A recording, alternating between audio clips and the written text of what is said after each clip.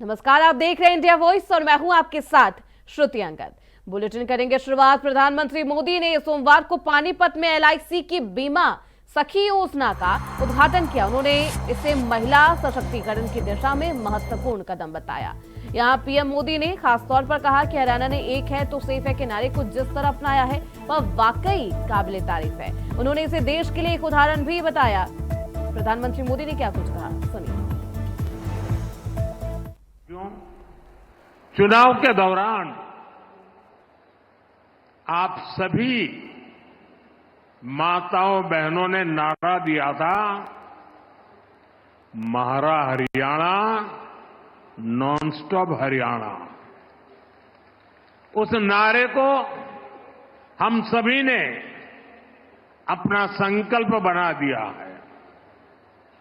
उसी संकल्प के साथ आज आप सबके दर्शन करने के लिए आया हूं और मैं देख रहा हूं जहां मेरी नजर पहुंच रही है, माताएं बहनें इतनी बड़ी तादाद में।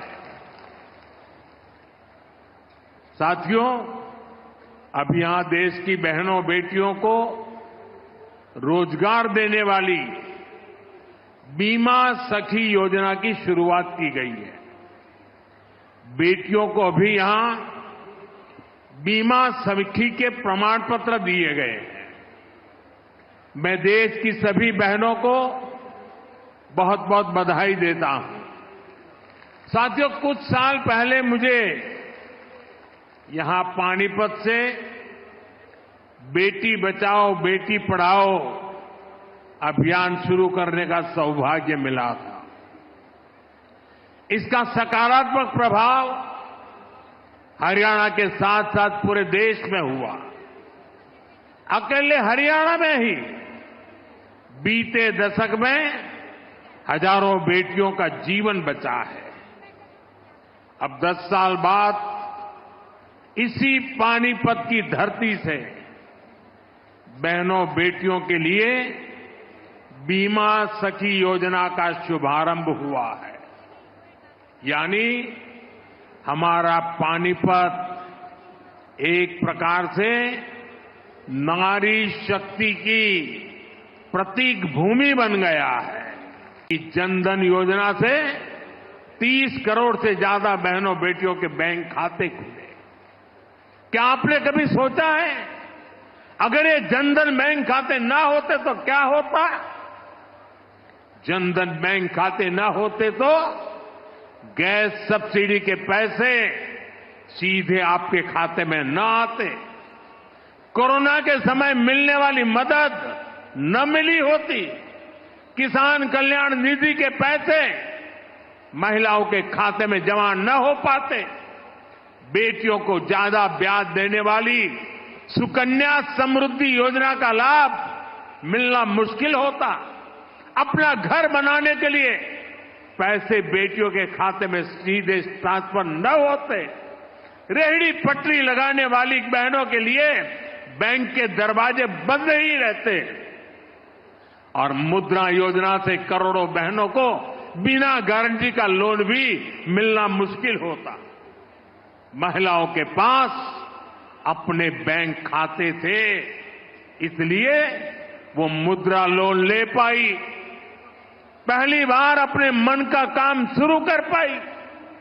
साथियों, गांव-गांव में बैंकिंग सुविधाएं पहुंचाने में हमारी बहनों ने ही बड़ी भूमिका निभाई है। आप कल्पना कर सकते हैं, जिनके बैंक खाते तक नहीं थे वो अब बैंक सखी के रूप में गांव के लोगों को बैंकों से जोड़ रही है। बैंक में कैसे बचत होती है, कैसे लोन मिलता है, ये सब कुछ लोगों को सिखा रही है हमारी माताएं बहनें। ऐसी लाखों बैंक सखियां आज गांव में सेवाएं दे रही है। साथियों, बैंक खाते की तरह ही कभी महिलाओं का बीमा भी नहीं होता था।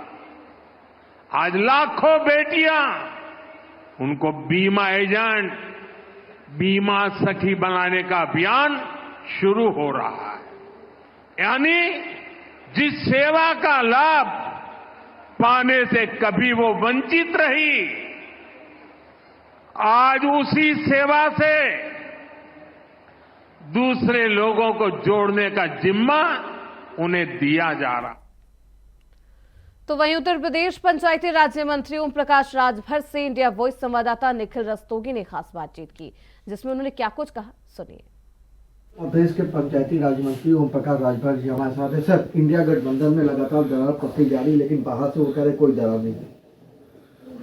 अब वो बाहर से करें कोई दरार नहीं, बयान तो उनको यही आ रहे हैं।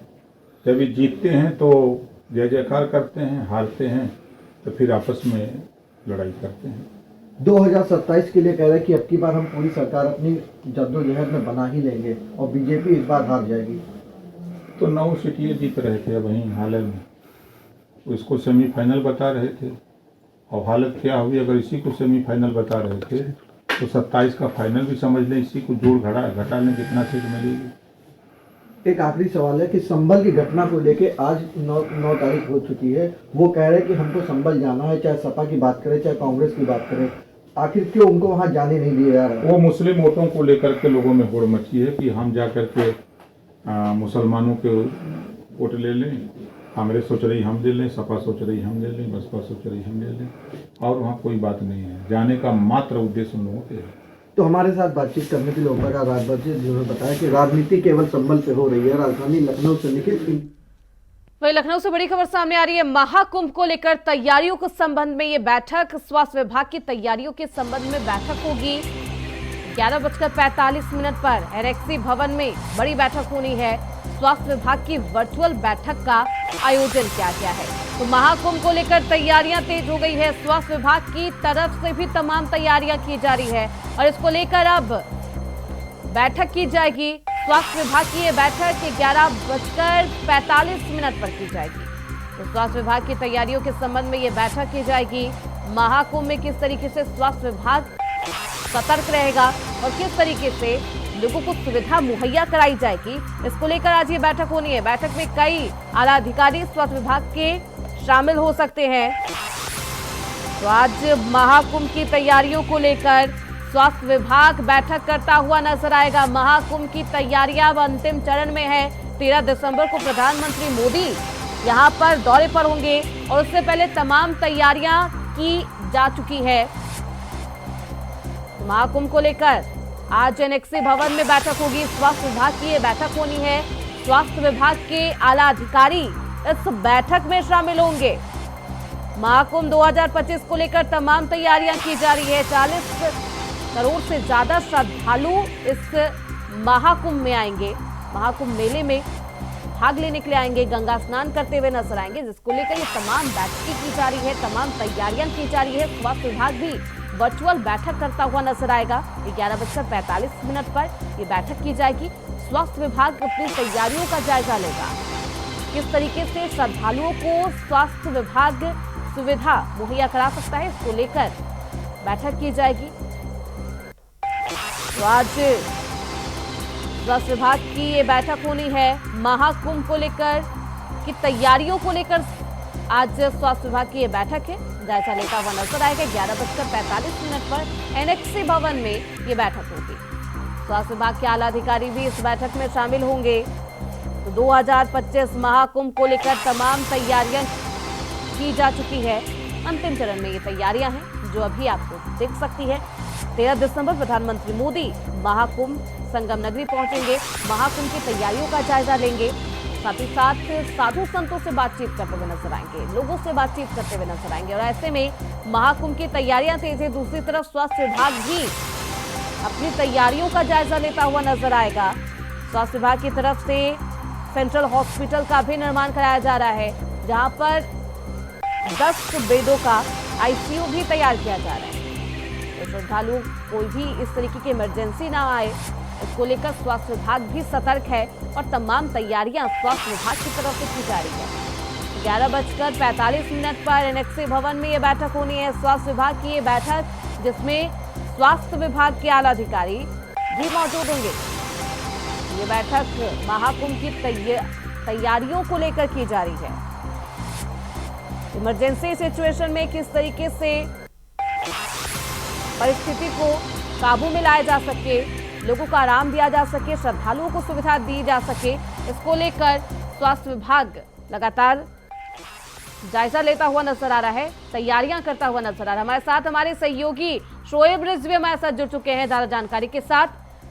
शोएब, महाकुंभ को लेकर तैयारियों के संबंध में आज ये बैठक होनी है स्वास्थ्य विभाग की, कितने बजे ये बैठक है? बैठक को लेकर क्या कुछ जानकारी?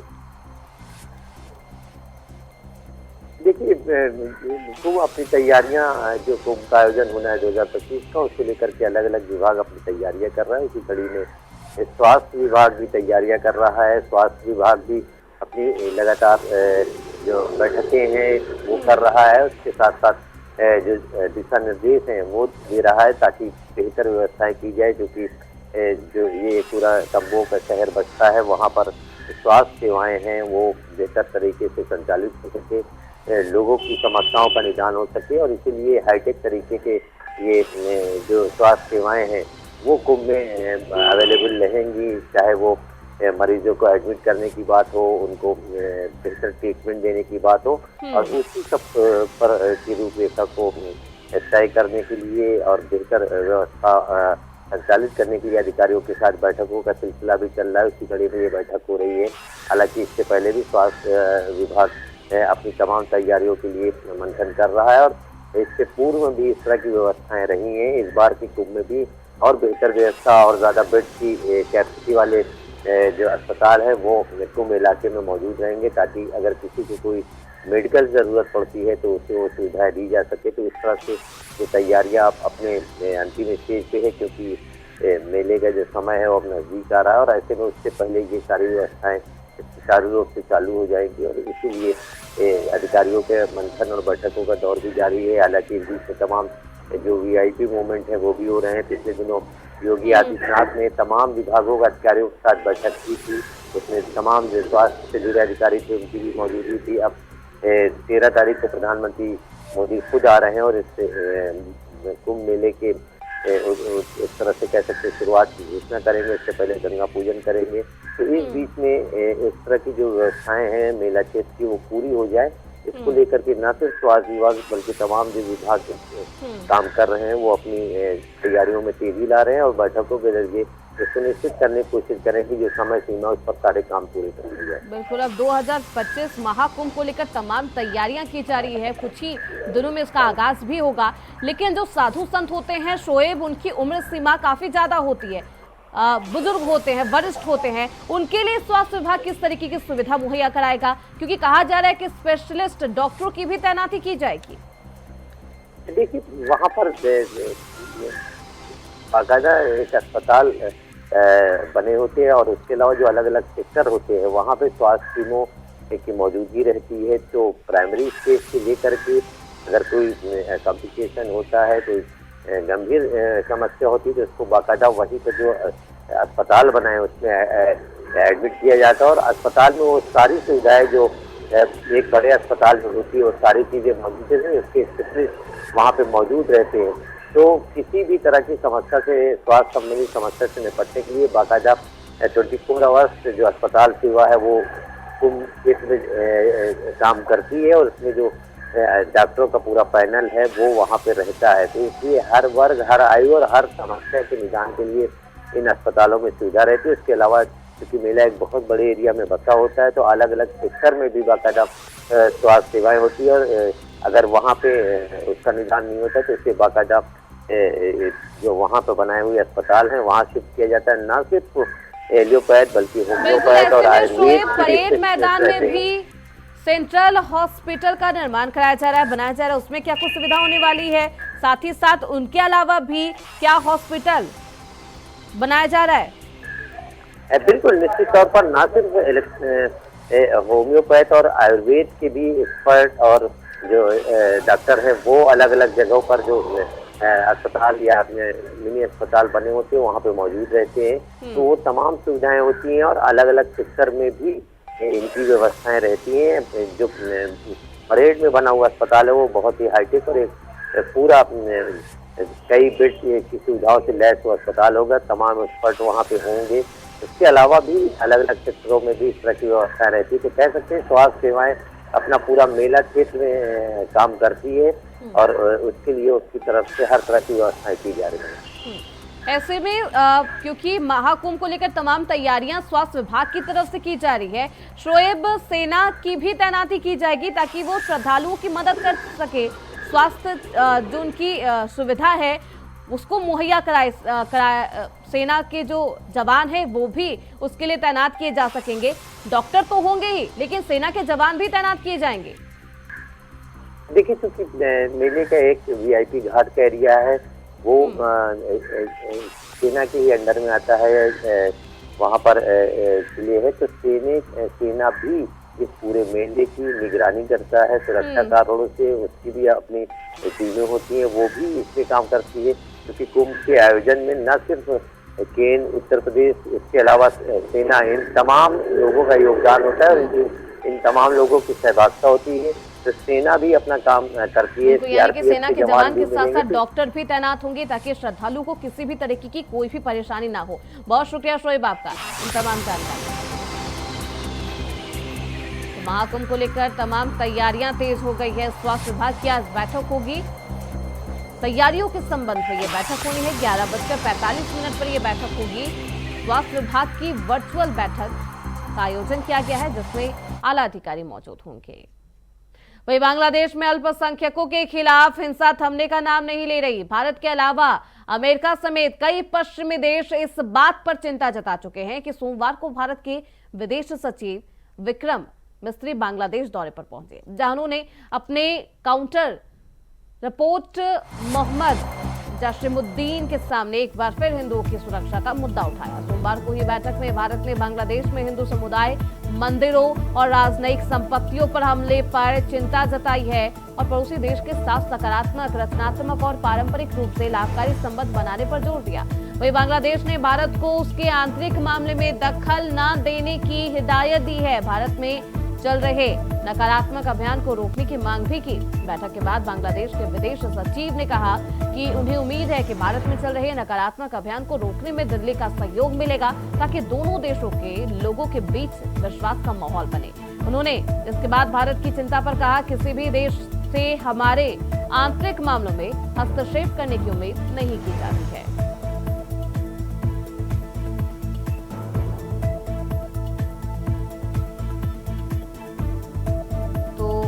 विदेश मंत्री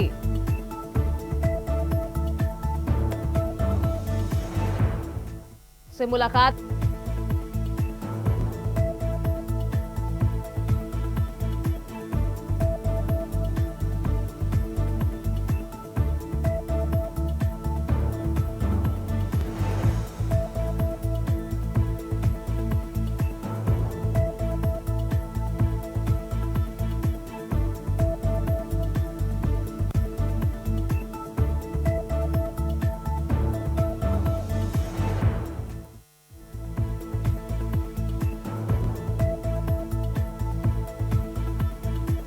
तो विदेश सचिव मिस्त्री ने हिंदुओं पर हिंसा का मुद्दा उठाया है, बांग्लादेश के साथ बातचीत की है। हालांकि बांग्लादेश ने साफ शब्दों में ये बता दिया है कि उसका आंतरिक मामला है, इसमें वो हस्तक्षेप नहीं चाहता किसी भी अन्य देश की।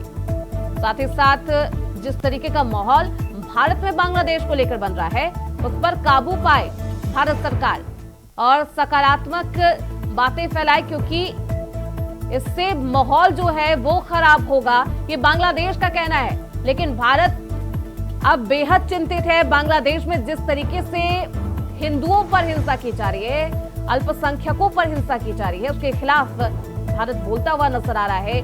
बांग्लादेश से वार्ता भी की गई, लेकिन उसके बावजूद बांग्लादेश की तरफ से ये हिदायत दी गई है कि वो हस्तक्षेप ना करे।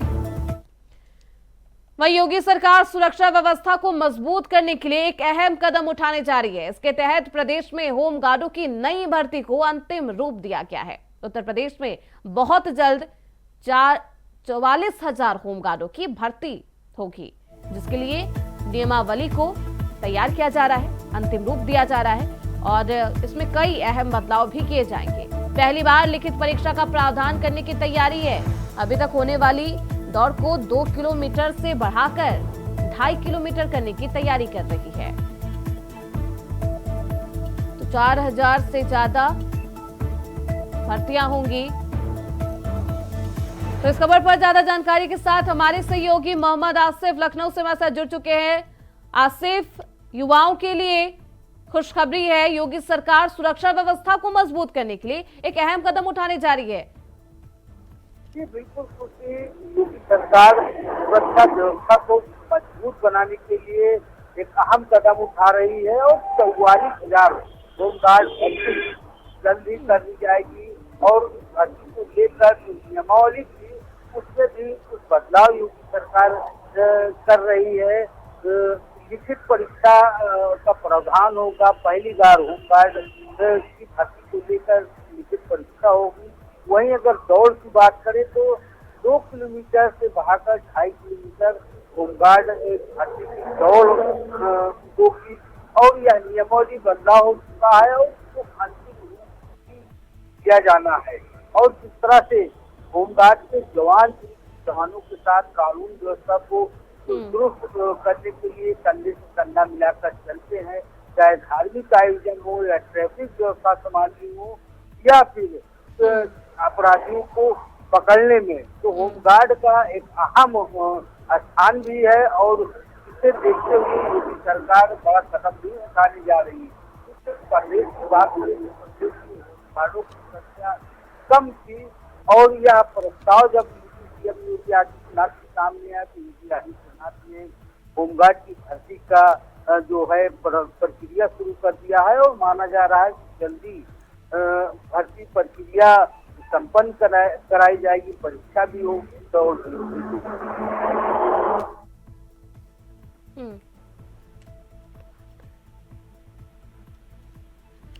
बिल्कुल आसिफ, क्योंकि अब अंतिम रूप में नियमावली है, क्या कुछ इसमें बदलाव होंगे? साथ ही साथ कब तक आवेदन किया जा सकेगा और क्या कुछ योग्यता होंगी जिसके आधार पर जो युवा है वो आवेदन कर सकते हैं? नियमावली में बदलाव की बात करें तो बदलाव में पहला बदलाव यह है कि 2 किलोमीटर पहले दौड़ हुआ करती थी, अब 2.5 किलोमीटर कर दी गई है। वहीं पहले लिखित परीक्षा नहीं होती थी। अन्य परीक्षाओं की तरह अब होमगार्ड भर्ती की परीक्षा भी संपन्न होगी, केंद्र बनाए जाएंगे और सुरक्षा बनाए रखने के लिए ही यह लिखित परीक्षा संपन्न होगी। और अगर बात करें भर्ती प्रक्रिया की तो भर्ती बिल्कुल ऐसे में ये बदलाव बेहद जरूरी थे और ये 44,000 होमगार्डों की भर्ती होनी है। युवाओं के लिए खुशखबरी है।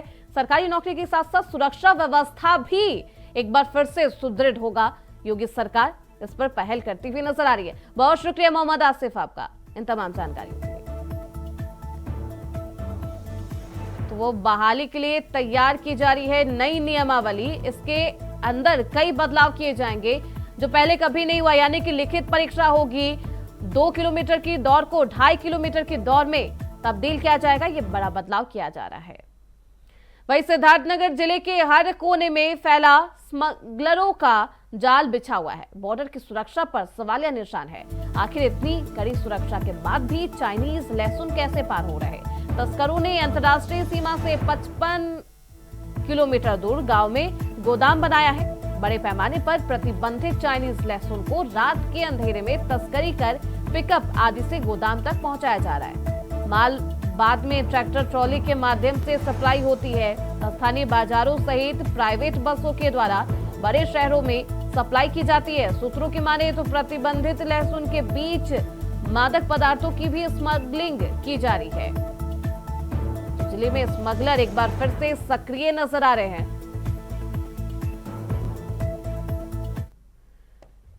वहीं भारतीय रिजर्व बैंक को नया नेतृत्व मिल गया है। अनुभवी अधिकारी संजय मल्होत्रा को रिजर्व बैंक का नया गवर्नर नियुक्त किया गया है। वर्तमान गवर्नर शक्तिकांत दास का कार्यकाल पूरा होने के बाद यह बदलाव हुआ है। शक्तिकांत दास ने 2018 से अब तक आरबीआई की कमान संभाली और कई महत्वपूर्ण फैसले लिए। संजय मल्होत्रा 1990 बैच के राजस्थान कैडर के आईएएस अधिकारी है। उन्होंने आईआईटी कानपुर से इंजीनियरिंग की पढ़ाई की और प्रिंसटन यूनिवर्सिटी से मास्टर्स किया है। उनके पास वित्तीय मामलों और प्रशासन में 3 दशकों से अधिक का अनुभव है। उन्होंने केंद्र और राज्य सरकारों में वित्त, ऊर्जा, आईटी, माइंस और टैक्सेशन जैसे क्षेत्रों में महत्वपूर्ण भूमिका निभाई है।